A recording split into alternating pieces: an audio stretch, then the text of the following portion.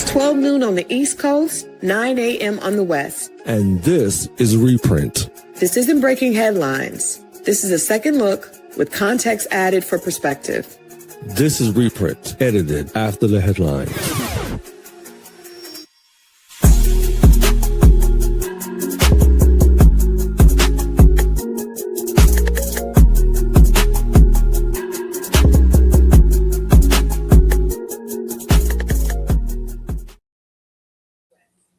All right, good morning to the West Coast. Good afternoon to the East Coast. This is Lenox Parker presents the Reprint, and I am Christal Jordan-Jennings, editor-in-chief for Lenox Parker, along with my co-host, the publisher of Lenox Parker, Victor Flavius. Good morning, Victor. Good afternoon, Christal. How are you doing? What's happening? It's Friday. I feel good. I'm here, It's Friday. I can't, me and my daughter went for a walk yesterday, and we were walking and we were talking, and she was like, man, time is flying. So what do you mean? It was just Friday last week. I said, yeah, I know. Time is just flying, time is just. It does. We have to be thankful. Oh my goodness. Day. I know, every day. Every day that we have. I'm on my fitness journey. I meant to send some video to share today, but I'll do that on YouTube later. But I went for my fitness exercise yesterday. I walked with my dog. I have a Rottweiler. You've met Sade. She is pregnant now. Oh, and so I was like, okay, well, both of us, could use some exercise. Sade was totally fine. Like we ended up going up a hill. And a lot of times I've learned that when you're driving up a hill, it doesn't seem very, you don't think about it. You don't even realize it's a hill. When you walking up that hill, it's like, oh my God. Yeah. So my house there's a road that leads to my house that I did not realize how much of a hill it was until Sade walked it yesterday. And she was fine. I was struggling. But it was amazing. I worked out, and then we went out, and the horses worked out. Yesterday was a good day. So yeah, I'm noticing some results. Okay, I like that. Okay. I'm noticing some little results, feeling a lot stronger, feeling firm and strong. So yeah, I'm excited. Yeah, yesterday I went for a walk yesterday. It was my first walk in like 3 days because I was not feeling well. So right. You listen to your body. The body says don't do nothing. So I laid in bed. I took some meds. I slept. I rested. I got on my lemon and ginger tea and all that type of stuff. And I feel better now. But yesterday I went for a walk. I did about 13,000 steps yesterday. Okay. Wasn't bad. It's a little much, but I like to go a little above and beyond. You know what I'm saying? Yeah. You always get a lot of steps in. You're good with the steps. Yeah. I am, but I think I'm going to join Planet Fitness because I've been going to Planet Fitness with my son and with my mom. It's not bad. We've been getting, my mom is, 77 years old in January, and she is a Silver Sneakers member, and she gets in there and she gets it in. So we went in and had a good time on Wednesday. And then yesterday I worked out. I went swimming after. Oh, wow. It's hilarious because we got back from the walk and she immediately went to her pool because we have a pool for the Rottweilers. And then I immediately just went and got in the pool and swam some laps just to kind of get that. Because it's been so humid here. Yeah. Really, really humid. Hot and humid. Let me ask you this. The Planet Fitness by you, does it have the massage chairs and all that stuff? Yes. I had never experienced that until Wednesday. Oh, really? Yeah, my mom, she's had this membership for over a year, ever since she moved here. She was going in Colorado. So she showed it to me, and I experienced the massage chair after the workout. It was great. Yeah, the gym I used to go to here had these compression socks or boots you put on. So you sit in this chair, you put the compression boots on, and you sit there for half hour, and it just compresses your legs or whatever, which is good for workout. And then I'll go into the other room, and they'll have the massage chair, which massage your arms and your legs and your whole, So you work out pretty hard, and when you leave, and they even had a sauna. So you know, Yeah. you got it when you join the gym, and that's like $20-$25 for that black 25. membership. Yeah. So I was like, that, okay, I can't beat that. And that way I don't have to, you know, I have workout stuff at my house, but that way I don't have to buy equipment. You know, I can just go, and it's very close. But it also gives you a sense of purpose when you get out and you know, see other people working out around you, other people working out, because that's what the gym is good for too. If you're focused and you go to a gym that's, you know, crowded or whatever, I use that as an inspiration. So when I go to a gym and it's crowded, I say, okay, well, let me see what everybody else is doing. And while I'm working out, I'm watching somebody else work out to see what they're doing so I can learn. And then I go do that. And, you know, that's how you learn, you know? Yeah, so, that's true. That's absolutely true. That's absolutely true. So we hope that you guys feel free to share in the comments, share your own fitness goals and what you are dealing with. You know, we're still on this vacation challenge. We are almost, well, actually, we're midway through June? Not even midway. We're the beginning of this. It's June and July. So yes, we are joining the vacation challenge. We encourage you to share your, you know, what you're dealing with, if you're having struggles, if you're having, because I'm, you know, hey, I told my trainer this morning that I did this weekend, Victor, you know, I told you, I was like, I'm having a piece of cake. You know what? I did it, and I didn't feel good afterwards, and I felt heavy. I felt kind of, I never realized how sugar really doesn't make you feel good. Oh yeah. I'll be honest, I had a piece of cake yesterday at Square. Okay. Cake yesterday. I'm not even gonna lie, you know. What kind of cake was it? Well, I went to Trader Joe's and I had this sweet tooth. So Trader Joe's, I got the they have this strawberry cake. It's like it's a sheet cake. It's about this big. A sheet cake, and so I sliced a piece off. Had that yesterday for, you know, last night. But I also balance what I eat. Yeah. So if I'm gonna have cake or something like that, I don't usually eat a lot of carbs before. So I pick and choose what I eat when I eat. And then I also, you know, if I do that, I also put in the work. So I'll go extra walking or extra workout. So you kind of have to balance it. You know what I'm saying? Some days it's like, you know what, I'm just gonna enjoy life. I know that's what you gotta do. Yeah, I know that is right. I definitely enjoy life, but I'm learning to do it and within, you know, with the purpose. Yeah. Like, okay, I'm gonna do this one day a week. I can have a cheat meal, but it didn't hit the same. I expected to, because it's my favorite cake. I put like rice cake, pineapples and stuff. I didn't enjoy it as much as I thought. But you know what though? I'm gonna say one thing before we go. Yesterday, I buy watermelon for the summer. Yes. So every 2 days I buy watermelon. So I eat a half a watermelon a day, pretty much. You know, I try to do that because it's sweet. I like sweet, so sweet is watery, whatever. When you make your next cake or whatever, substitute, use coconut sugar instead of brown sugar. You know, just make some small changes. That would help as well when it comes to adjusting your ingredients to make it better for you. That's all. That's good. I don't ever I usually just get a box cake. I'm not like a real baker that puts stuff. So, but I do, instead of like, a lot of times instead of water, I'll use juice or something, or, of course, instead of regular milk, I'll use almond milk, and different things like that. But yeah, I think it's definitely substituting actually sometimes makes it taste better anyway. Yeah. But yeah, so anyway, hey Edna, good morning, Edna. Good morning, guys. Edna. Good morning, Marriott. Edna says maple syrup is good. That, you know, I love agave nectar. It's also like, but that's the same like as maple syrup. It's like sweetener that's more natural than certain types of sugar. But let's get into today's news, because you guys know we have today is Friday, so of course we're talking about sports. There's a lot that we need to talk about with the New York Knicks, and also FIFA. The World Cup starts next week, but we are and here I'm here in Atlanta, so trust me, it is all around. We are FIFA. Oh, it's here too. Is it really? It's just everywhere. Oh yeah, it started yesterday here.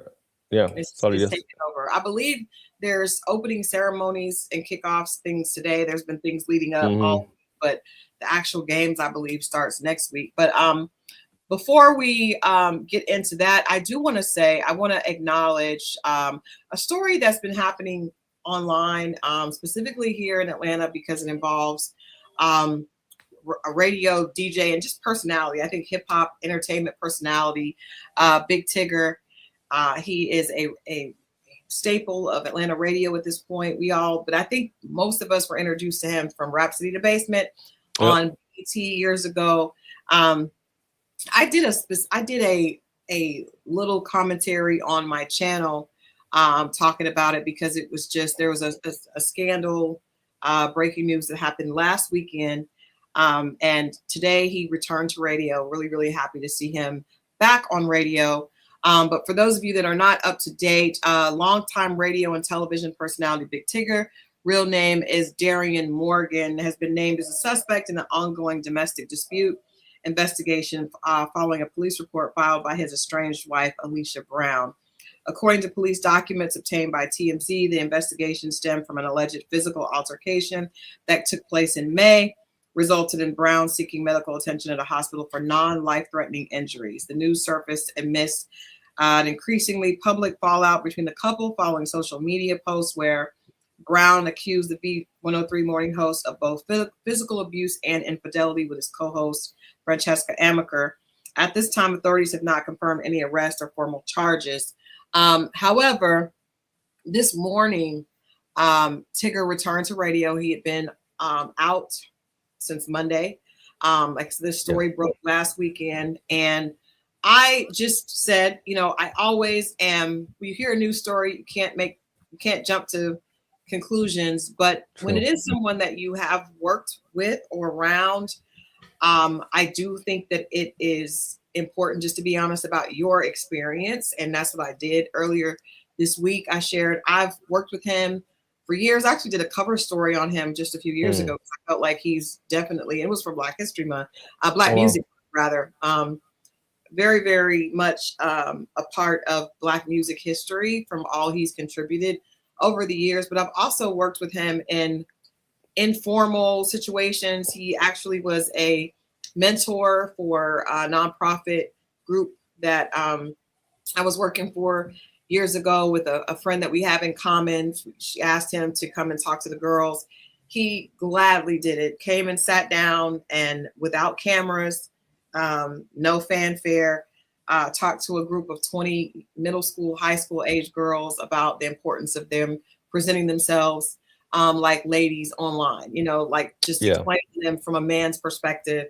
But I've been in entertainment, worked with him numerous times. He has always been one of the nicest people when the cameras are on and when the cameras are off. I think that's really important to say. Very respectful. I have never seen at any moment over, I would say at least a 20-year period that I've been in situations where he's been out and about and I've interacted with him. I've never seen anything outside of an amazing, upstanding man. I believe he was at the Ben Crump event we did a few like a year or so. Yeah. He was a really nice guy. Real nice guy. Met him, real nice guy. Yeah. Very, very nice. Always kind to everyone. And I can say that because there's definitely some people that I can say are kind when the cameras are on. Of course, yes. The cameras are not, they're not. I've taken clients to B103. Like I said, I know, several friends that he's closer to. I wouldn't say I know him personally, but I've definitely know him in a work capacity. And I had to speak up for the character because he is one of the nicest people to work with, and specifically someone who has been in the business for so long. You know what I mean? So 30 years, on television, for probably over 30 years at this point. Yeah. And never have I seen anything outside of just a really genuine person, right? So the young lady's comments, I do want to say that she posted, I was very specific in what I talked about because I didn't want to, you don't ever want to feel like you're victim blaming or you're, speaking without facts. But what I could say just from the original post, she said she was speaking in ways that to me, her words were very ambiguous. So they were not, it was like she was trying to suggest something without saying it. So when you say, ask my husband what happened, why my face happened, like that's not necessarily accusing him. She did accuse him in answering a post She did accuse him of being having an affair with his coworker Francesca Amaker, who I also have worked with, and I also just did not.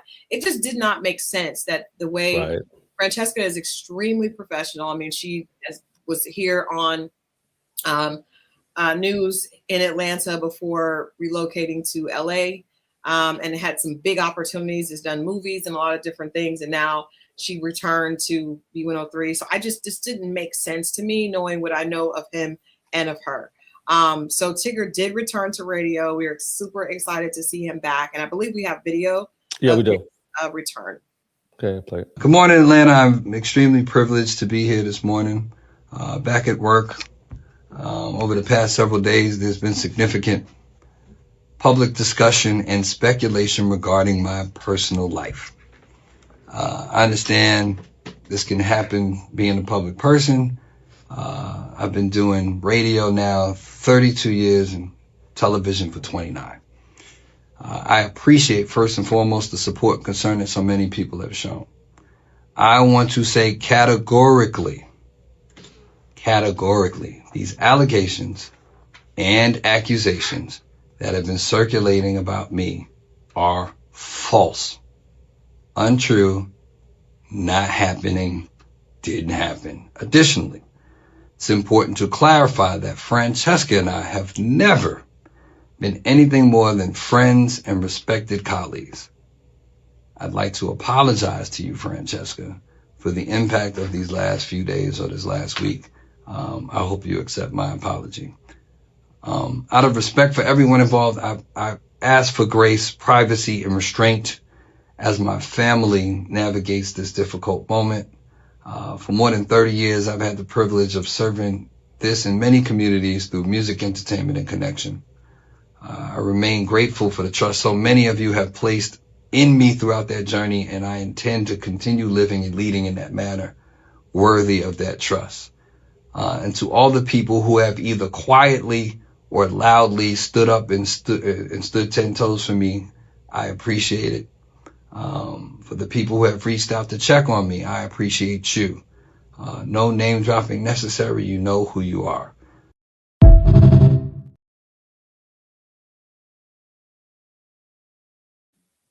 Wow. Your mic's muted. Yeah. Wow. Okay.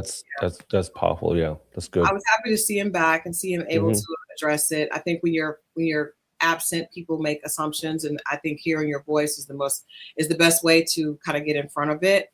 I did notice he was still wearing a wedding ring.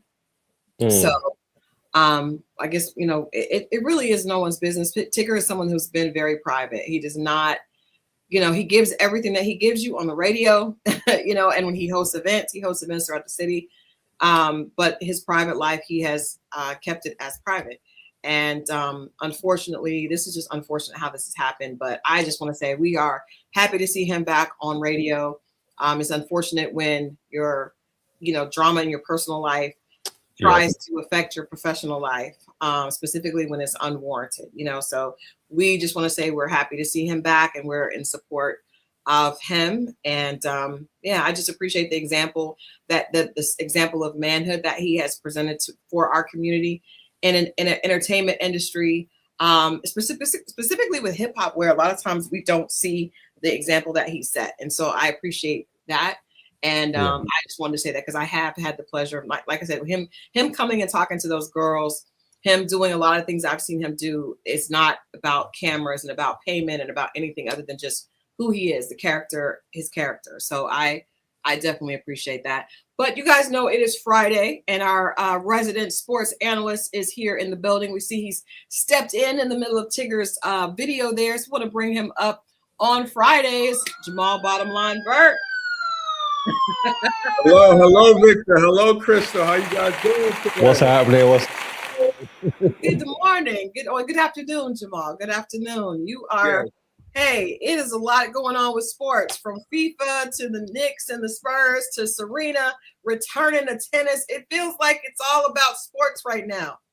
Yeah. I love the fact that Serena returned after 4 years of her just fulfilling her wife and mama duties. But just go and show you how dumb. How you take off 4 years?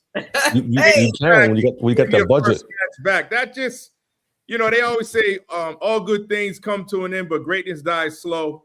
And you know, Serena Williams is 100% the last performer, and we need to appreciate however short or long this resurgence is going to be, because she's an all-time great. Man, let me ask you, Jamal, because I actually talked to I was interviewing some athletes a few years ago, and a lot of them named her as, you know, one of the best athletes, just athletes of the decade of her time, you know, just her athleticism and her commitment to the sport. And she's been doing this for over, probably over 30 years. Like, where do you see her as just he was just like this. And you know what, it was two different athletes I spoke to as I was interviewing them for podcasts, and they both named her as like the athlete of the year that year. I think this was about 4 years ago. Where do you see her as far as the legacy that she's leaving? I think it extends beyond tennis. I think just to athleticism, period. Yeah, I think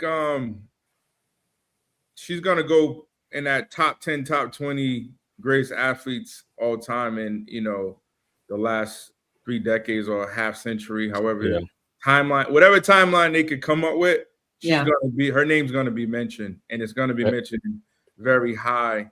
She transformed tennis.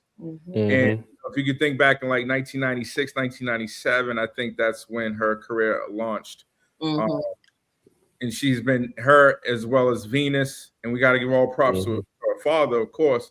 They've been nothing short of dominant the entire time. And you know, another thing that I think is unique, because prior to their arrival, it was like a predominantly white sport.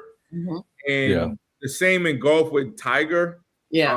As far as hearing, when you watch the match in tennis, or if you watch Tiger Woods in golf, you hear commentators with these biased comments and rhetorics towards them. You know, it could be a difficult backswing, and they act like it's child's play. They try to minimize all the great plays, and they try to amplify all the mistakes and errors. And so for Serena, Venus, to always overcome such adversity and impossible odds, quite frankly, and still achieve, you know, all hats have to be tipped, and all adulation and applause has to be as loud as somebody could stomach, because they truly deserve it. I would say Serena and Venus are the Michael Jordan and Scottie Pippen of tennis, to me, in that caliber as far as like greatness. You know what I'm saying?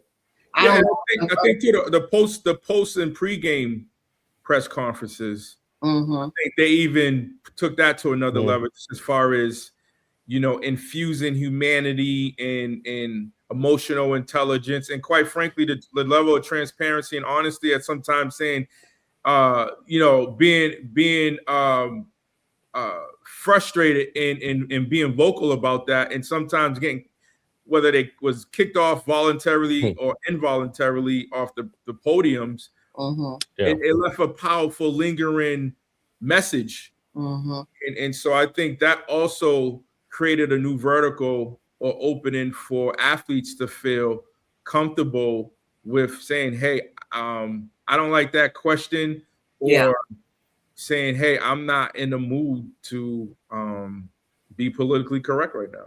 That is fair, especially after just coming off the tennis court, you know, trying to catch people off guard. I think you know, people have their own analysis and criticism for their father, Richard. That was, you know, there was a movie made about him. Ironically, Will Smith played him, which is strange. It was kind of a strange pick for me, but King Richard. But I do think what we saw with Serena and Venus is players that had already been validated before they got there. So they weren't looking for that. They're very comfortable with saying, I don't want to do this, not feeling like they had to run behind and pander to the media. They really did I'm going to play the game. I'm going to be honest about how I feel, because what I'm doing for you is on the court. I'm giving you that. Outside of that, I don't owe you, anything else. Yeah. But also carrying themselves with class, not being rude, but also just not feeling like they had to do a lot of pandering. And what we don't always talk about, what is kind of like understood but not spoken, is when you are one of the only ones in that genre, sometimes it can feel like you have to do a lot extra to be accepted. And I feel like they did a good job of like, just not, I'm going to give you what I gave you. I'm going to be respectful, but I'm not going to, I'm not here to serve you. I'm here to play tennis, and if you like it, great. If you don't, that's fine as well. I do want to say that the return, people were excited after she won. I know Victor mentioned it, and I was super excited she did win. However, it was cut short after her teenage partner, Victoria Mboko, had to withdraw after suffering a nasty knee injury from slipping on the grass. So what I'm assuming, and Jamal probably would be able to speak to this more, is that, yikes. Rough picture. Yeah, but I guess that playing on the grass, there's obviously the opportunity to slip if there's any wetness there.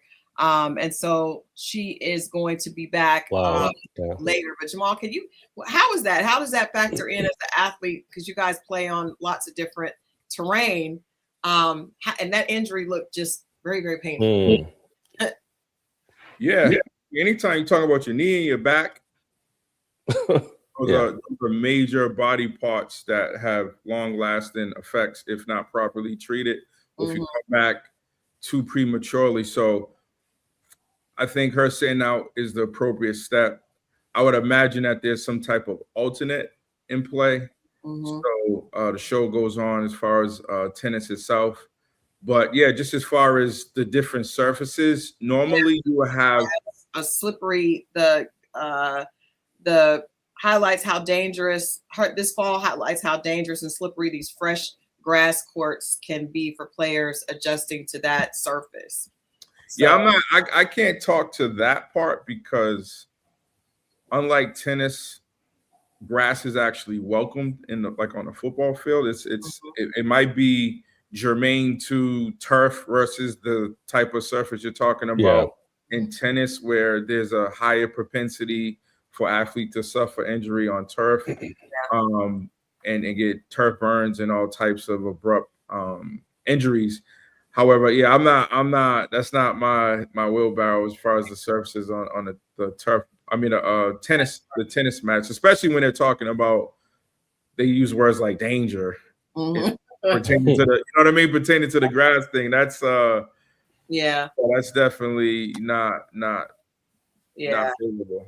And it said was fresh cut grass courts can be slippery and can be dangerous. But Serena is now at this point, she's preparing for Berlin, so we will get a chance to see her continue to compete. And it was not about, it wasn't because of anything that happened to her. It was because of her partner. So she is preparing for the doubles wild card in Berlin, and Wimbledon organizers are already openly drooling over the massive excitement she's generated. The wild cards are going to be announced next week, and the door is wide open if the 7-time singles champion wants to grace the SW19 again. So don't be dismayed. Serena will be back. We pray that Mboko will be able to play as well. That's unfortunate. But imagine that your partner being 19 and you being almost twice that age. That is amazing. That's amazing. That is amazing. Just to be playing at the level where your partner is 2 decades younger than you. That is crazy. Just she's Serena's tennis treasure. Yeah, she's treasure. The queen, and that's not even mentioning all that she's accomplished off the court. Just showing, first of all, doing this as a mother of 2. That's another right? Not being a woman of a particular age. She has 2 children, and she's married. She's very vocal about women being able to do everything, come back and be a mom, be a wife. She's you know, a figure that does a lot of advertisement. I know that she's done some things for. Now there was a little bit of controversy about the Manjaro, the GLP-1. Yeah. GLP-1s. Jamal, what were your thoughts on that? What are your thoughts on that? Athletes using those different weight loss drugs or things like that to stay, you know, in shape? Because according to Serena, she was not really able to get back into the shape that she wanted to be without the help of GLP-1s. You just lamented the age difference, right? Mm-hmm. And so every decade, it seems like, you know, you don't recover as fast or lose weight as fast as you are accustomed to. So if there's remedies to kind of help with that, I don't see a problem with it as long as it's not anything that's in violation of any policy of any governing body as far as the sports bonds are concerned. But with respects to the GLP-1, mm-hmm. GLP-1, if my memory serves me correct, she actually, I think, has equity in that. Mm-hmm. Yeah. Some type of she's receiving some type of financial compensation for being attached to that particular product, and she was one of the first athletes or people, period, to experiment with that or utilize that with great success. I want to even say Charles Barkley is also. Yeah, he's on it too as well. Yeah. So I love it. I mean, listen, they're gonna try to find any and everything to put a stigma with respects to Serena Williams' career or lifestyle or anything. Anytime her name comes up, is synonymous with this ambiguous fluff, right? Because the bottom line is that she's done everything right at every turn, every corner, every decade. And like you said, like you just highlighted, you know, she's a proud mother, a proud wife. And I don't know if people have done any research as far as her business acumen, her husband as well, but please, their portfolio is top shelf, second to none. You're talking about you know, companies valued at in $1 billion range. Reddit, couple of them, and they got in early, which is another indicator of a smart, shrewd business person, and now they're benefiting from all the upside of the market. So I got nothing but great things to say about Serena. She's overcome every test, every adversity, and she's in a season where she deserves nothing but support and you know, support and love. You know, for when it comes to the GLP-1 stuff, for a person like Serena who actually plays the sport, who actually works out, who is actually an athlete, right? To me, I think it's fine because you're using something that's going to help you, you know, with your body, with your adjustments and whatever. And like what Jamal said, when you get older, it's harder to lose the weight. You know, it really is. You know what I'm saying? I remember when I was working out when I was in my 20s, I had a gym coach and he was in his 40s, early 50s, and I was like, this guy works out really hard. Why can't he lose the weight? And here I am now in my early 50s, and I see what he was going through, and I was like, damn, wow, I really see what he was going through when I was, you know, 20-something years old working out. So it is harder to lose it. But when she's not doing it just to look skinny, she's an athlete, and her body's used to a certain weight class when she's, you know, doing her thing. So it makes sense. I think it's fine. And she also did the before she came back, she did a lot of testing. They did a lot of the drug testing. So you know, she's fine. Yeah, she's good. Yeah, I think to your point, Victor, I think when people, the problem is I think when people rely on medicine and they're not active, they're not actually, you know, doing the work as well. It can have different expectations, right, and different results. But for her, when I saw an athlete using it, I was like, oh, so if Serena, who we know is, you know, got muscle memory to the gods, you know, because she's just the most active women, you know, that's in our visibility range, then it makes sense that the average woman, you know, would be having difficulty as well. So I think it makes things relatable. But I can't wait to see her at Wimbledon, hopefully. But really, she does just want to support and love her example. We got to talk about what we've been talking about, Jamal, you know, for the last couple of weeks. What we've been talking about. I want to hear what y'all talk. Give me something to talk about. Let's get to this New York game on Wednesday. Hey, listen. I literally had checked out of the game. And thought that, and I just was like, you know what, it's cool. They're going to stretch this out. The Spurs are going to win, and then New York is going to have to fight for it. But later that night I looked, and actually New York had eked out a win by 1 point, no less. And then the response afterwards, I can say as a fan, this, and I'm a basketball fan, kind of. Like, I'm a fan when it's a team, like if it's the Celtics or the Hawks. Now the Knicks, just because of New York. But this has been the most culturally relevant finals that I can remember. Yeah. And I think a lot of it is due, I talked about it on Fox 5 earlier this week, just the fact of the sheer amount of celebrity involvement, and then the cultural. So you got the celebrities coming out, but then you got the actual New Yorkers, you know, watching this as well. I want you to talk a little bit about Wednesday's game, because I watched some of it. It did appear, a lot of people feel like there were the referees were very Spurs friendly. And I don't know, you know, as an athlete or someone watching the game from that's played basketball, if you felt the same way. But I did see a push that felt like it should have been a foul, that Jalen Brunson was on the other. What's the guy? Watch this.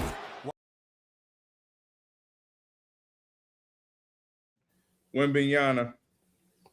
Your mic, Christal. Yeah. Wembanyama. What was going on there, Jamal? Yeah, I mean, they're gonna, outside people will always, as long as their team is losing, they need some way to blame, right? They're gonna always blame. Wow. I mean, this is the playoffs, so players should know that there's no bailouts.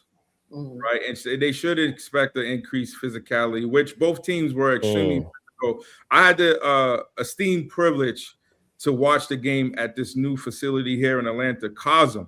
Okay, and it's virtually you are on the court. Oh, wow, the pristine screen, like you can see Spike Lee, you can see Fat Joe and his daughter, you can see Taraji P. Henson, you can see Larry David, you can see Michael Bloom. But the thing you can see more importantly than the celebrities on the sideline is the physicality that Jalen Brunson routinely does every possession, along with Stephon Castle, Wembanyama, and all the rest of the plays. And so that was something that was refreshing to me, to see, because you can't catch that nuance or those intricacies while you watch on a regular TV.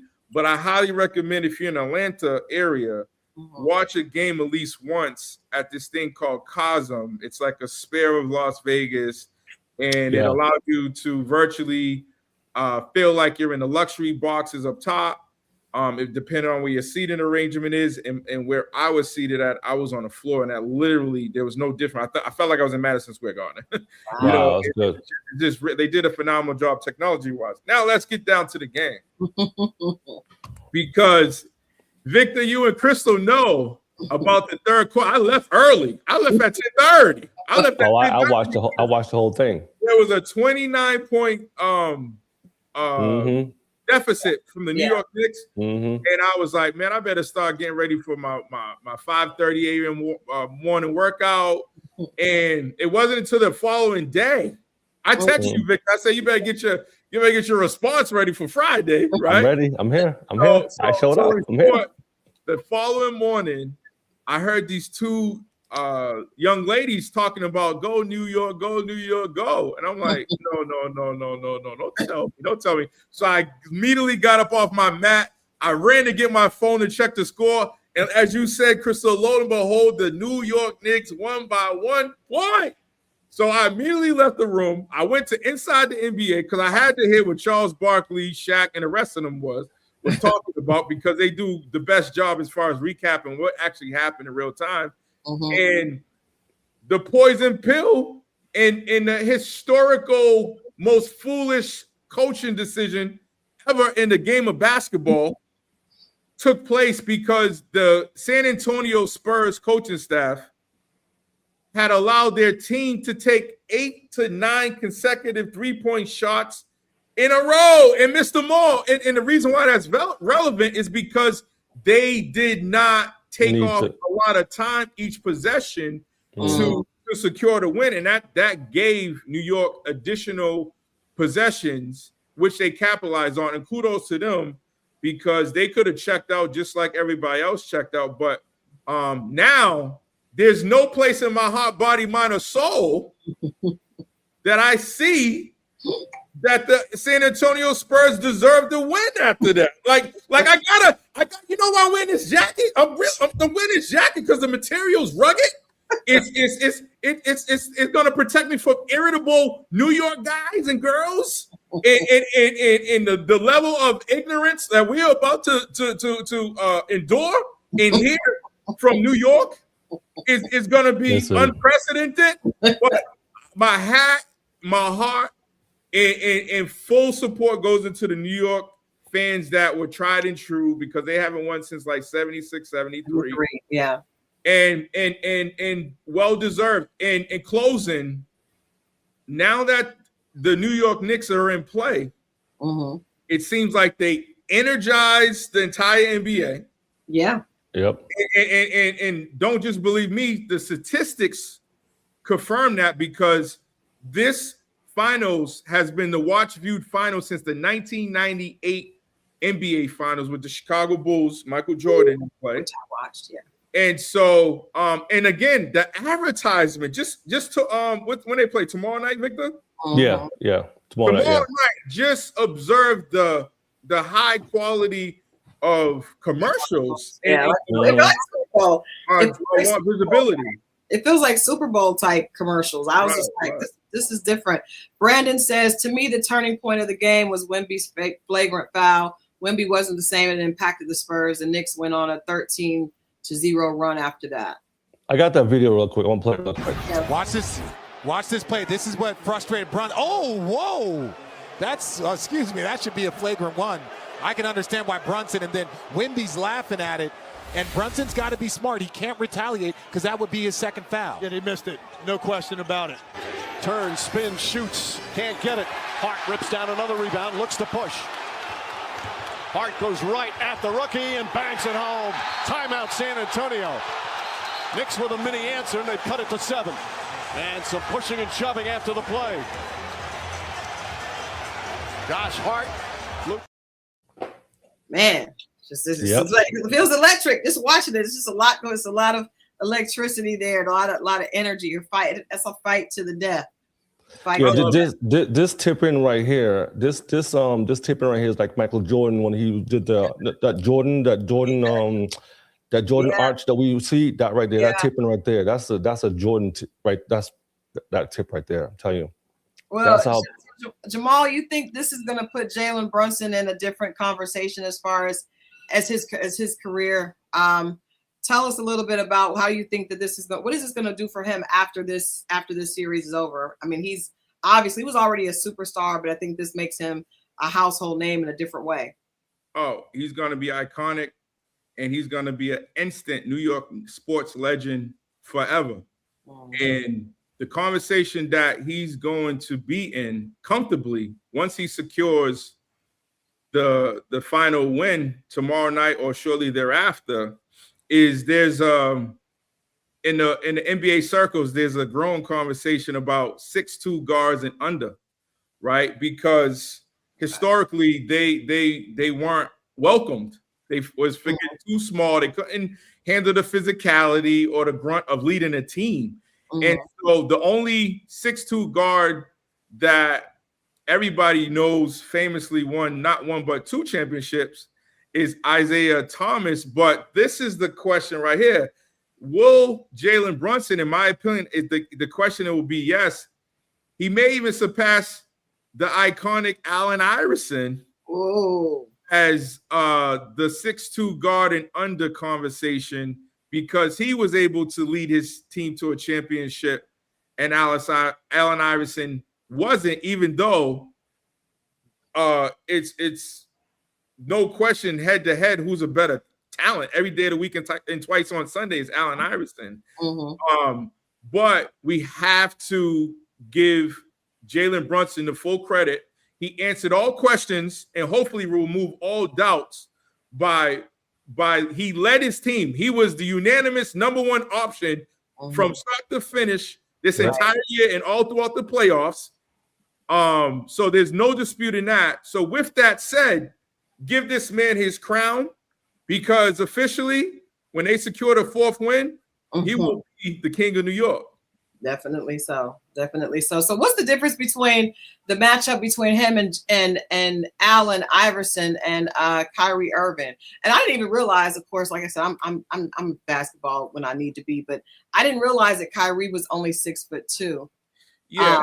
All right. Let me uncover another dirty little secret in the sports arena that unless you played, you don't know about.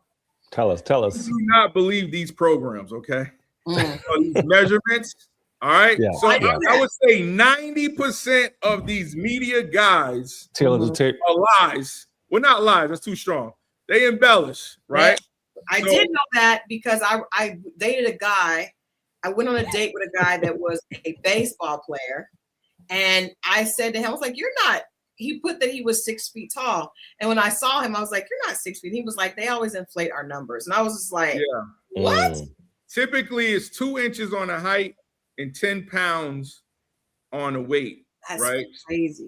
So there's no way, Allen Iverson. I met Allen Iverson about 15 times. Yeah, he's not. He's definitely not 6'2" or whatever they put in the thing. He's probably like 5'10", 5'11". Yeah, he's like 6 feet, not even that. Yeah. Yeah. So but anyway, the conversation's a good one, and mine's are all playful, and it's just out of respect of the giants of the game that when you talk about Allen Iverson, you're talking about Kyrie Irving. Kyrie Irving is without question the greatest ball handler in NBA history, bar none. And so the difference between once Jalen Brunson secures his 4th win, no different from Kyrie Irving had that famous shot in the 3-point shot in the right corner. The right wing against the Golden State Warriors to secure the Cleveland Cavaliers win. But he was not the unanimous number 1 option on the Cleveland Cavaliers. LeBron James was 1A, if anything, and he was 1B, or LeBron James was the first option and Kyrie Irving was the second option.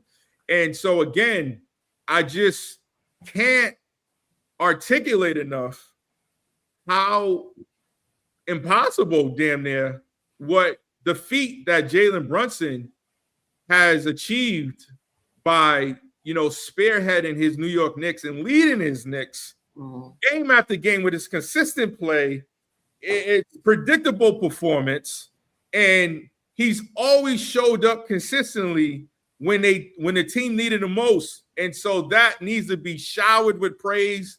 And again, I think any future, like the high school players and the college players who are 6'2" and below, now you can have renewed faith because you might get they might reconsider the long-standing historical bad commentary about how or just the pessimistic nature about a 6'2" guard is not physical enough or smart enough to lead their team to a championship, because Jalen Brunson has just proved that once he secures the 4th win for the New York Knicks.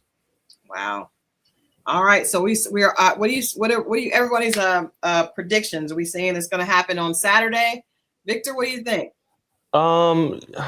It doesn't matter if it happens on Saturday or the next game after, because they're one game. I mean, they could go to San Antonio and lose this game and then come back and win the last. So they're in a good position because they got one more game to win. So, I think they're going to win it on the road, but this is me.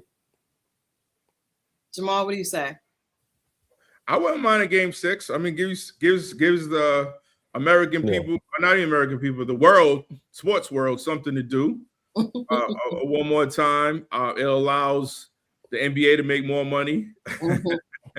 And like Victor hinted at, it would allow the New York Knicks to celebrate at Madison Square Garden. Yeah, icing on the cake. Yeah, and the level of ignorance will be an all-time high And the fact that we got social media, we don't have to imagine it. We just got to tune in. Yep. We just got to tune in. So I am thoroughly happy for the New York Knicks, having this moment, because again, it has clearly re-energized the basketball fan base, whether we like it or not. And also New York is the number 1, number 2 media capital of the world. So I don't think it's a coincidence the uptick in commercial ads and just all of a sudden movies are starting to be premiered again. Right. I know, right? Things that have been dormant or absent up until New York's emergence. And again, I always was told in closing, the NBA needs the Celtics, the Lakers, and the New York Knicks to be, top of the conversation, because those are the brands that the bread's buttered by. Yeah. I got something for Jamal right here. I'm gonna play this real quick. Almost thought you had it. Almost thought we tied. Almost thought you had the win. We were down 29. Almost started missing till OG came around. Cause everybody knows almost doesn't count.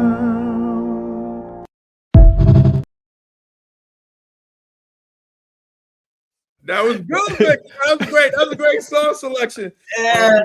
Thought you had it. The internet is undefeated. What a great almost doesn't count. That is from the vocal Bible herself. Brandy. That is Brandy. Almost doesn't count. I would have changed the lyric at the end though. I would have said San Antonio Spurs, you gonna be on the couch.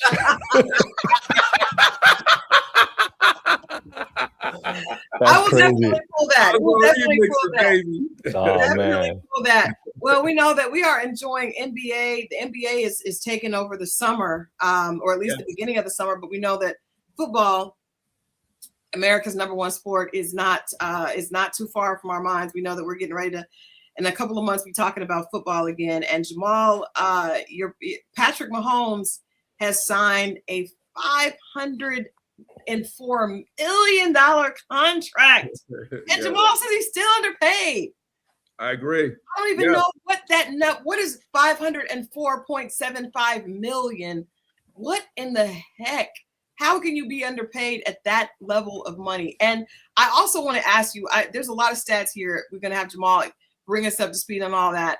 There was a conversation of Patrick Mahomes versus Jalen Hurts a few seasons ago. They were pitted against each other. Does this mean that out of that matchup that you think Patrick Mahomes is the better quarterback? Oh, it's not even a question. You can't even remember the timeline. That's how it's unforgettable, the timeline. You know what I mean? That you answer the question within the question in itself. You already know that. Your spirit won't even allow it, right? Because it was blasphemous from the beginning. It was blasphemous from the beginning. Patrick Mahomes a few years ago, I thought he already signed $500 million or close to it, and then he restructured it so it will allow the Chiefs organization to secure their marquee players, Travis Kelce, back then Tyreek Hill, and the defensive stopper on their team as well. So this is the reason why I say it's underpaid. As the fans have seen on a graphic that Victor put up, it's a $64 million per year salary, which sounds, right? It sounds just like you said, Jesus, right? But it's a drop in a bucket when you start to project how much quarterbacks are going to be making annually within the next 3 to 5 years. Because you got to think about the TV rights are going to be renewed, and other investments are going to come in play that's going to just increase quarterback salaries and player salaries as well. Think about it like this. Dak Prescott is making $60 million a year. And Patrick Mahomes just signed recently, so he only went up $4 million a year. So it is very realistic. You heard it first. We're in 2026. Okay. You heard it first. June 12, 2026.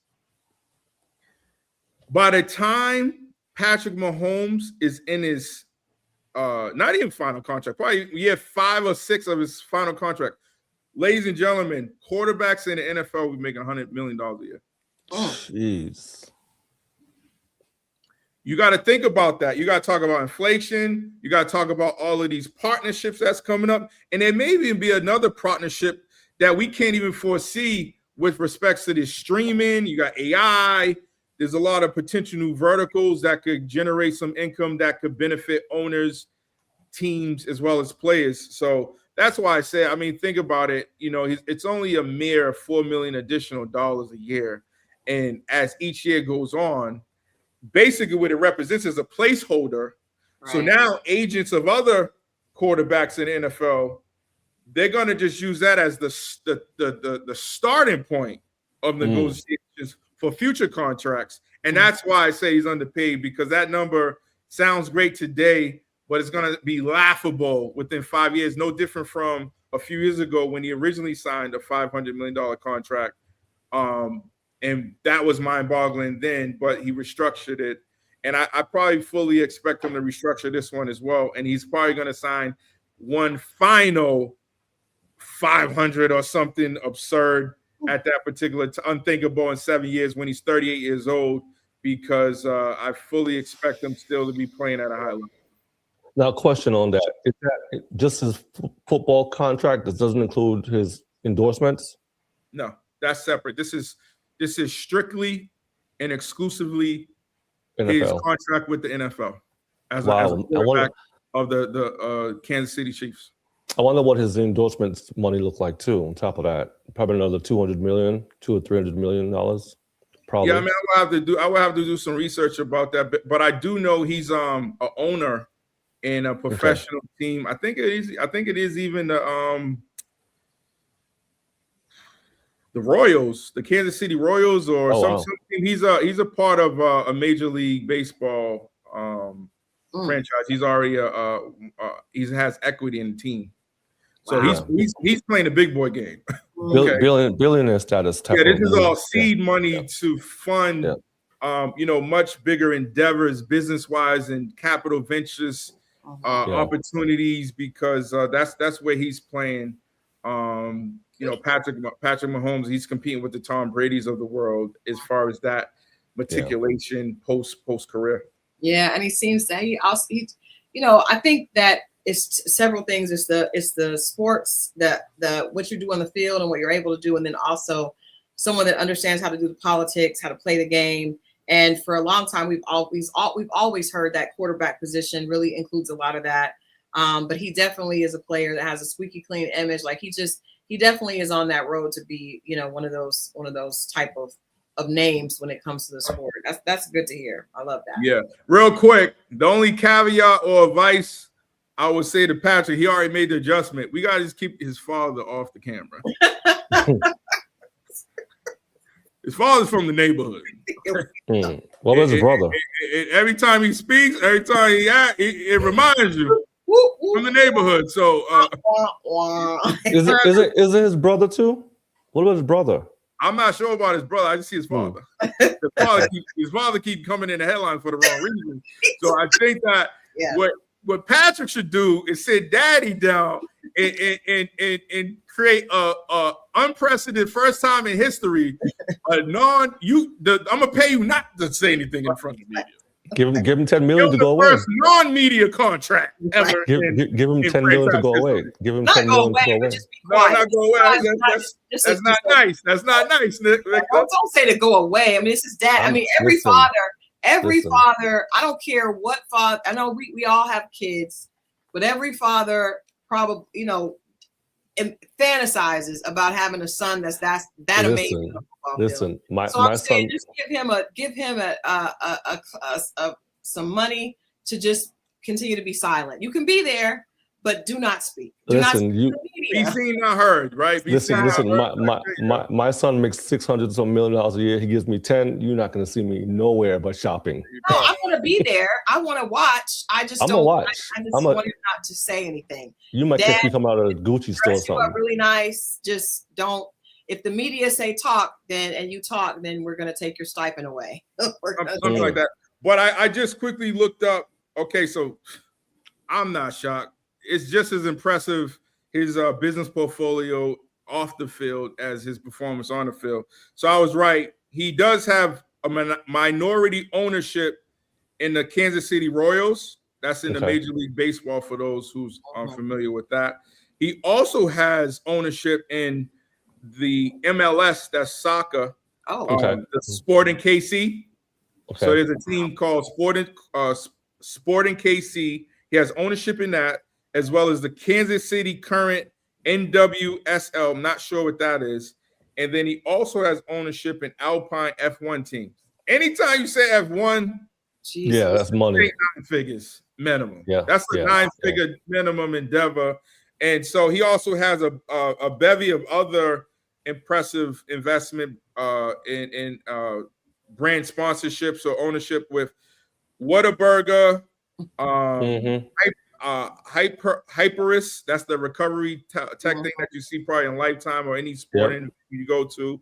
BioSteel, that's as far as hydration. Buzzer, that's a sports app. American State Bank, Texas Major League Pickleball. And most recently, he got into the coffee business with Thorn Sport Coffee, where he's the lead investor. So, like I said before, he's playing big boy games. Brennan says he is NWSL is the women's soccer league. So thank you. Yep. Yeah. Wow. He's that now. That's generational. Well, whoever his investment agent is, they're good. They're good. Yeah, 100%. And his father too. I want to say leave off with something positive. His father was a former Major League Baseball player. Oh, nice. Yeah, so he ain't new to it. Yeah, I kind of feel like that gives you a leg up.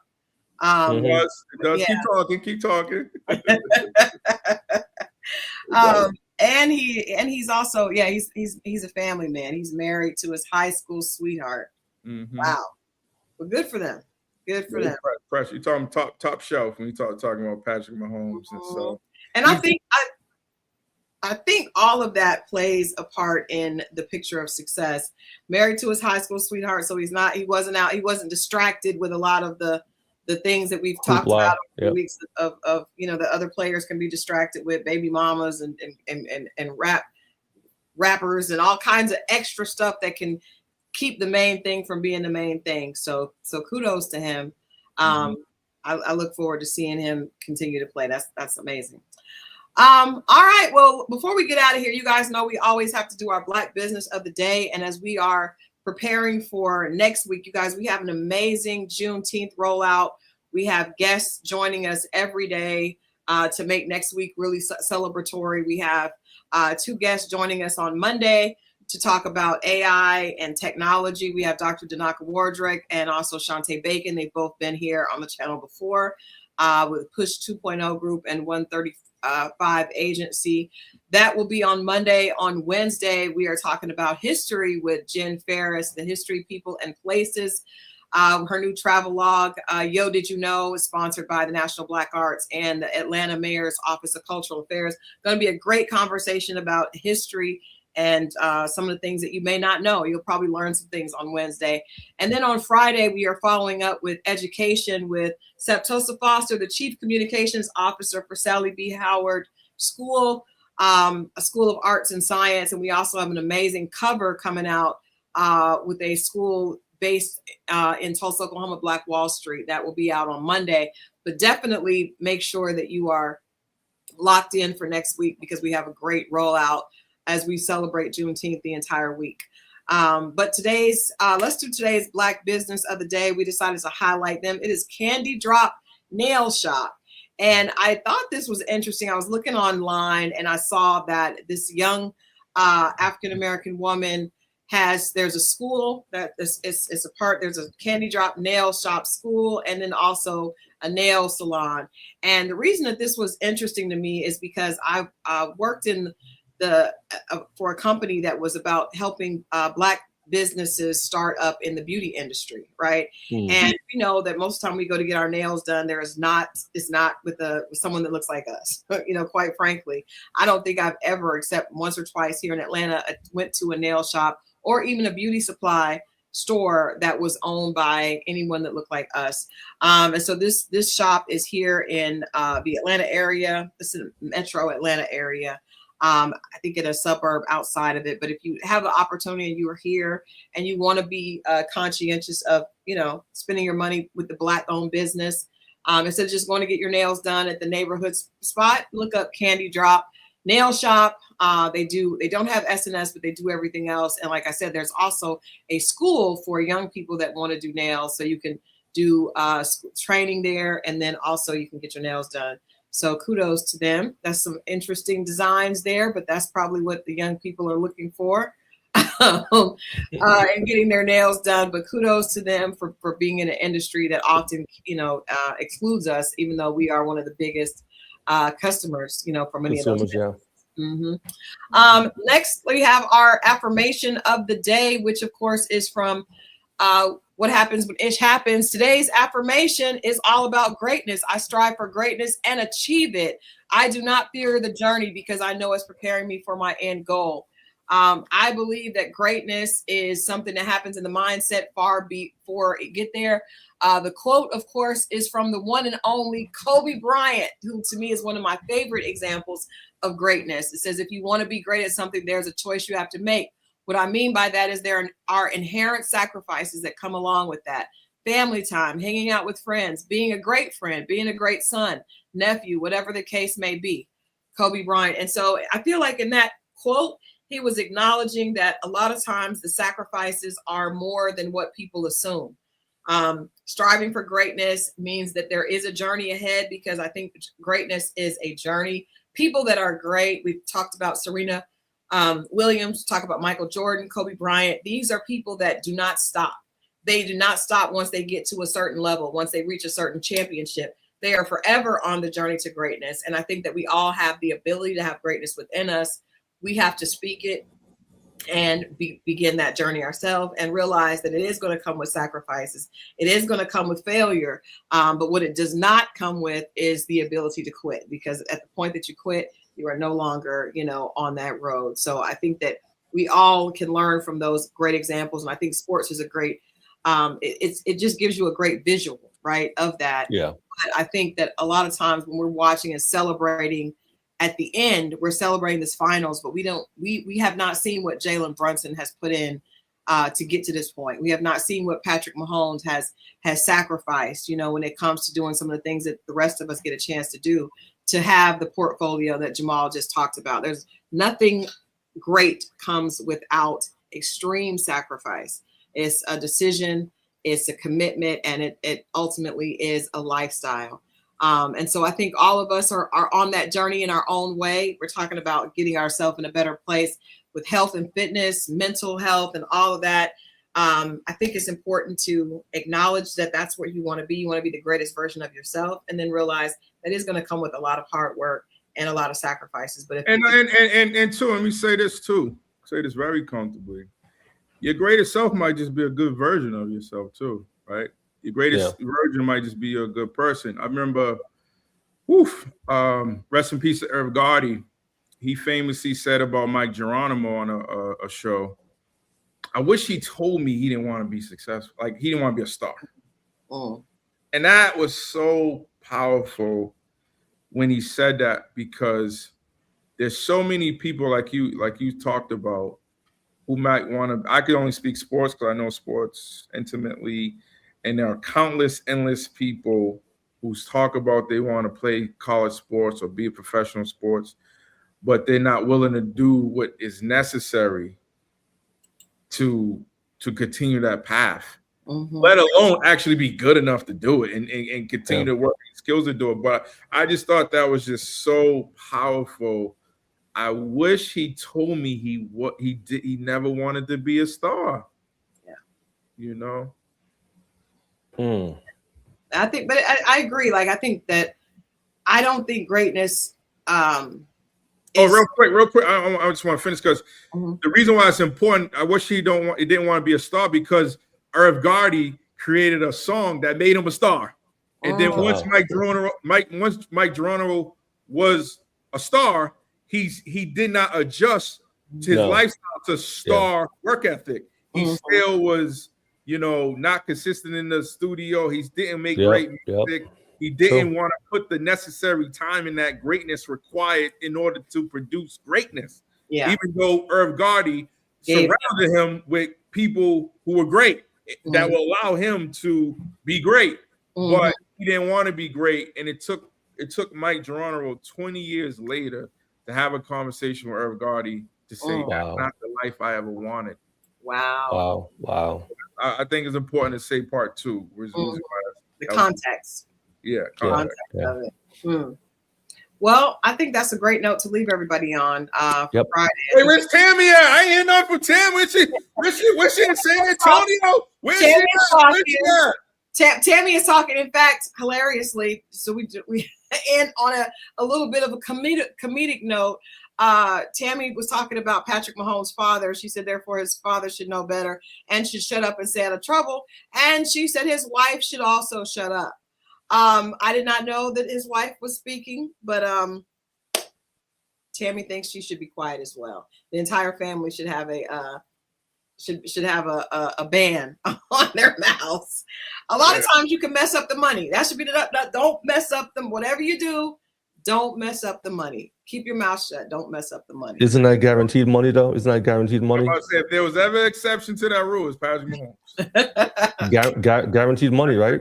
Mahomes is about to make more money than he know what to do with it, and he's securing finances not for just a generation over generation. He's probably financing 5 generations from now. Yeah, I don't think that's the kind of money I don't think you can get rid of. It just, but I do think it's, hey, just get in line, but that may be, his wife may be different than most. She may be able to act up a little bit, and there may not be a problem. I don't remember his wife being one of the disruptive wives of all athletes. I don't know what Tammy was talking about. I haven't heard that either, but hey, she'll let us know. Tammy will let us know next week. But Patrick Mahomes you know how much money Patrick Mahomes make? He makes so much money, he could go to his wife, father, whoever else, and just say, do your best. $64 million a year. Or not, they speak inappropriate or not, we'll get moved past it. You know what I mean? I got people for that too. Yeah, you know what? And that's not very many of us have that. I think there's white folks that can be like, we did our best. That kid is gonna do his thing. Yeah, but exactly. That goes back to like when you was a childhood and after school program was like, if you had 3 wishes, what would they be? Is he living the life? Is he living the life? You living that type of life. Can't get rid of it. It's nothing you can do. You're just, and he earned it. She said gag order. Yeah, and thus that's why I say he's underpaid. Well, we want to wish everybody a great weekend. Watch the Knicks versus the Spurs wherever you can. Yes, I got an invite to Cosmos when they were just showing people what it was, and I didn't get out there, but I saw your video and I was like, I should have went. You know what? Not to name drop, but it's in your realm. You know who was there? Jermaine Dupri. Of course, yeah. Young Jeezy, the mayor was there. And Andre 3000 was there. Oh wow. That's rare. Now the rest of them you can see on a regular day. Andre 3000 coming out. That's but Victor, I gotta say is I'm gonna shut up. I'm so Atlanta, I ain't even asking for a picture. Jay Burke is cold-blooded out here in these Atlanta streets. I'm so Atlanta, I ain't even asking for a picture. Don't ask for a picture. Wow. Yeah, don't ask for a picture. Don't ask for. That's the worst thing. Whenever I take people places, I'm always like, "Oh God, please don't do that." You're gonna let people know you don't belong here if you ask for a picture. Exactly. But wow. All right, you guys have a great weekend. Thank you, Brandon. I love having men in the chat. Jamal, yeah, Brandon. Hey, thank you for commenting, Brandon. Please continue to ask questions. Be vocal. Leave comments. We love that. We love it. We love it. You guys have great a great show. weekend. We're going to finish strong. We'll be back next week to talk about the finals, the New York, and so much more. It'll be Juneteenth week. So we guys look forward to seeing you guys there. Have a beautiful weekend. We love you, and we'll see you Monday. See you guys.